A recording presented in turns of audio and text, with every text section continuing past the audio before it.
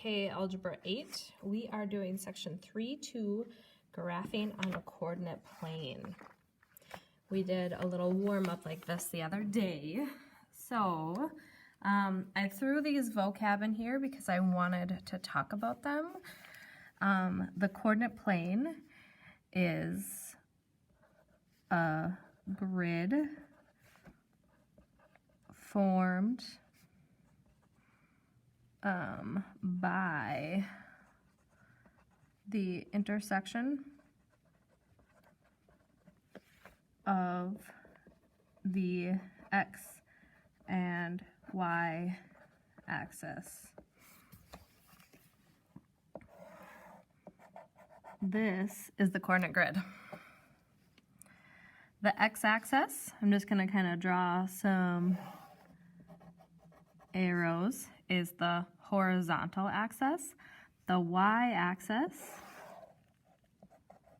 is the vertical axis. The quadrant, we have 4 quadrants here. Let me just grab a different pen maybe. They kind of go in counterclockwise order. So that's quadrant 1, quadrant 2, quadrant 3, and quadrant 4. They also use Roman numerals to define those. The x coordinate is the first coordinate in an ordered pair.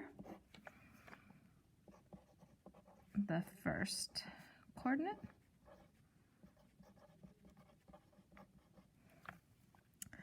The y coordinate is the second coordinate.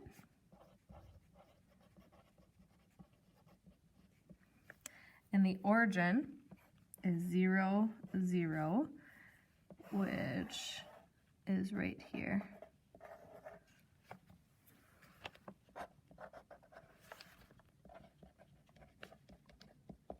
Okay, so I just wanted to talk about some of those vocabulary terms for you. The first set of examples, I want you to be able to name the coordinates and the quadrant of each point. So we are going to go through these. The first point is point R. So I kind of treat it like giving myself directions from the origin to the point. I have to go to the right, positive 1, and then up 1, 2, 3. It is in quadrant 1, so I'm going to do Q1. Point S is down here. I go to the right 4, and I go down 1, 2, 3, 4, 5, 6. So positive 4, negative 6. That is in quadrant 1, 2, 3, 4. Point T is over here. It is a negative 7, but a positive 1.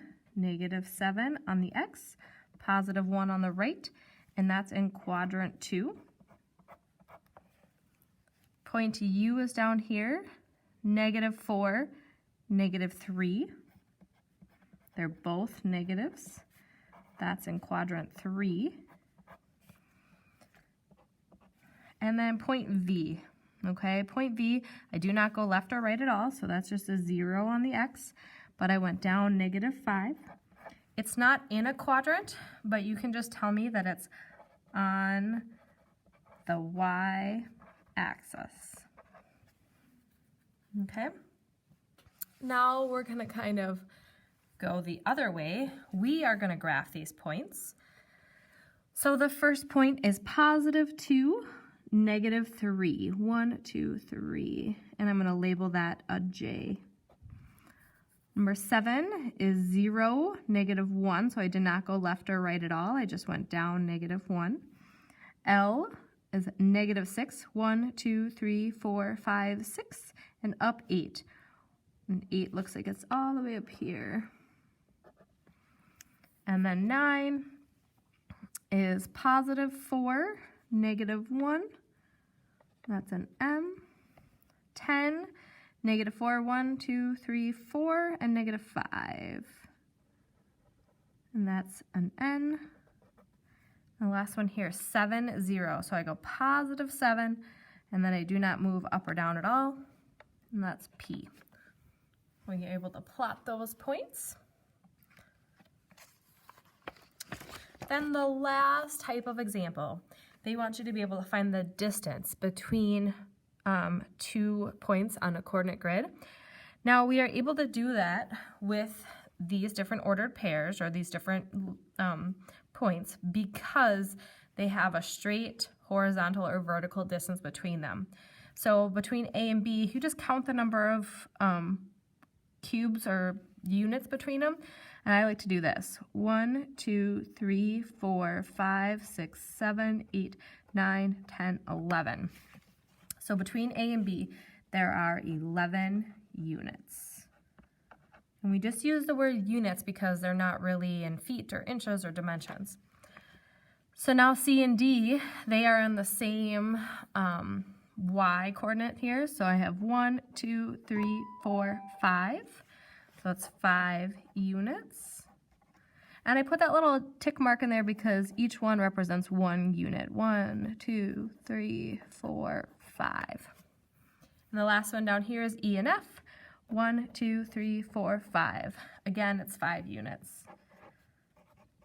So that is the last type of problem on there, just finding the distance between points that are perfectly horizontal or perfectly vertical.